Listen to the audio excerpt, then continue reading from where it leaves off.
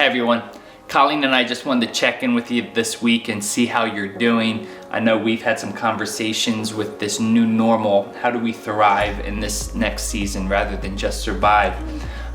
It reminded me of a quote that I saw on Facebook the other day. It's actually a quote from C.S. Lewis. Some of you may have heard this before, but I think it's very applicable to where we are today.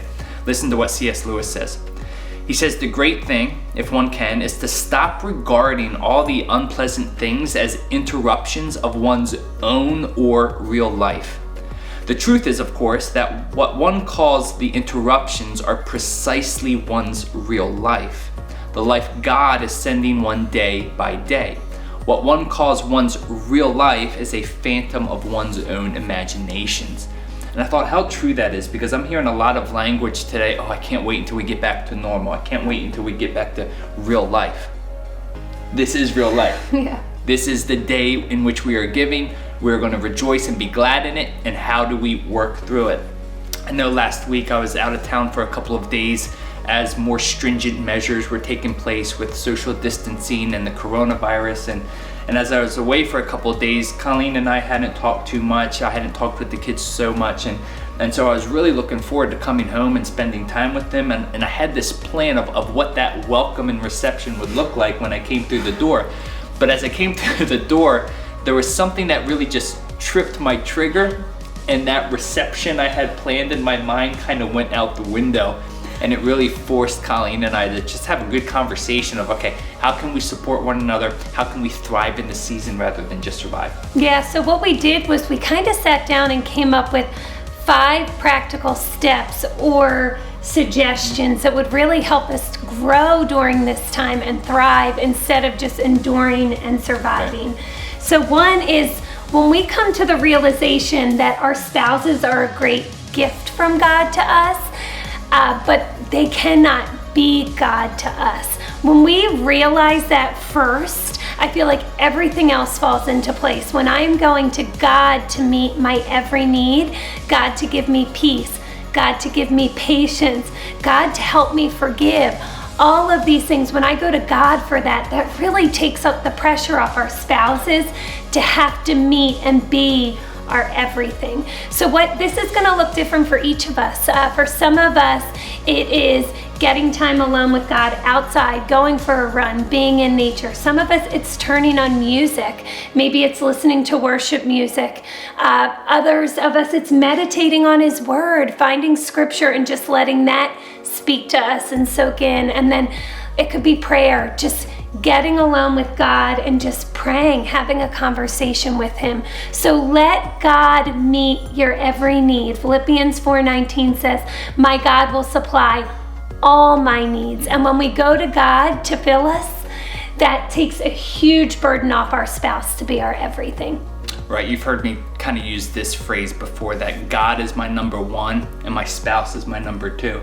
So if your kind of first step is God is my number one, work on your relationship with Him. Then the second suggestion is, well, my spouse is my number two. So how can I serve you as my wife? And so for us, what that looks like right now, we have 3 kids in the home.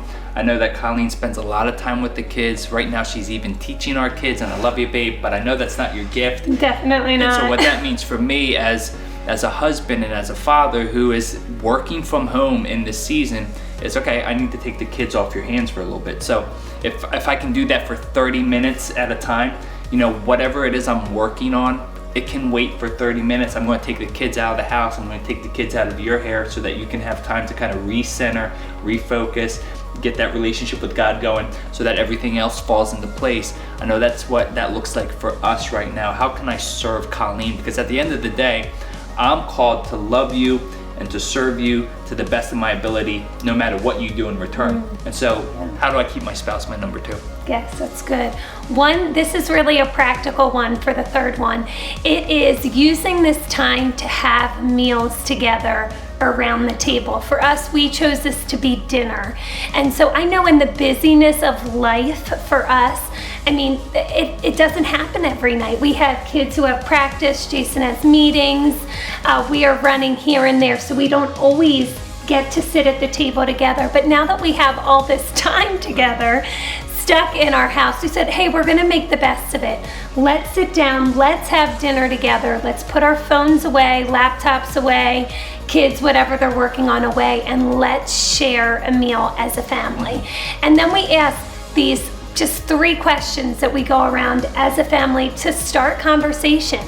And one is, what are your lows and highs of the day? Lows, maybe what was one way that you were most frustrated? What was something that you wish went differently? And then your highs of the day, which would be, how did you feel most loved today? What was the most fun thing you did today? And we kind of ended on a high note, hearing how everybody's day kind of went. We've had so many laughs, we've been encouraged, we've just been able to thank God for simple things like sunshine, the sun being out. So we're trying to use this time we've been given as a family to sit down and have meals together. I think the 4th thing is to continue to date your spouse, to date that significant other, should you have one. And how does that look when we are not able to go out to the restaurants, when we're not able to go out and actually date? What does that look like in the home?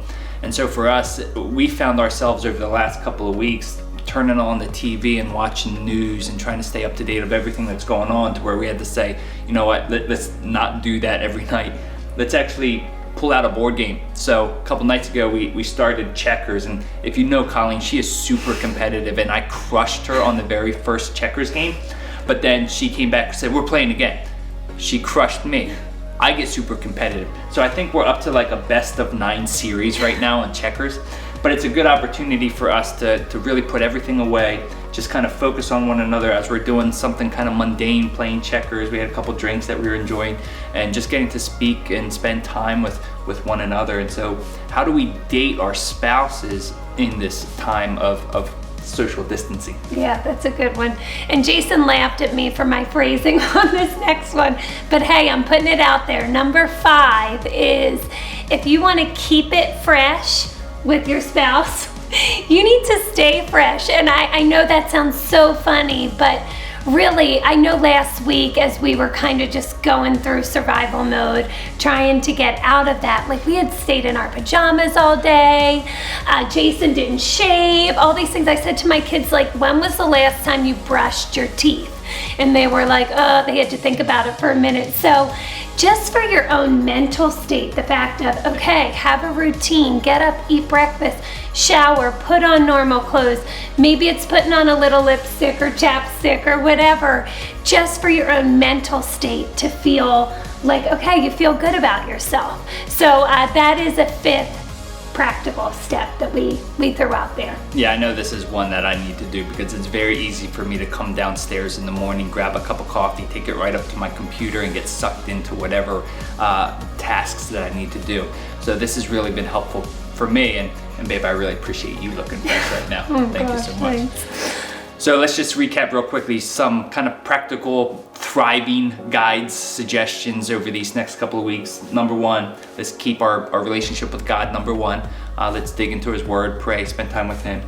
Let's keep our spouse. Number 2, how can we serve one another? How can we help relieve some of the stress and the tension with what these next couple of weeks are going to bring? Number 3, let's be intentional with meals. So you may not have kids, but you may just be, maybe you're retired with your spouse at home, or how can we be intentional with meals as spouses, as families, with those intentional questions? Number 4, let's date. Let's continue to pursue one another. And then number 5, let's keep it fresh. Yes. So we hope that this is helpful. Our thought is maybe, once a week or so, we'll check in with you, see how everyone's doing, kind of let you into a little bit of what we're dealing with and some of the things that we are finding helpful to help us over these next couple of weeks. Love you, church. We'll talk to you soon.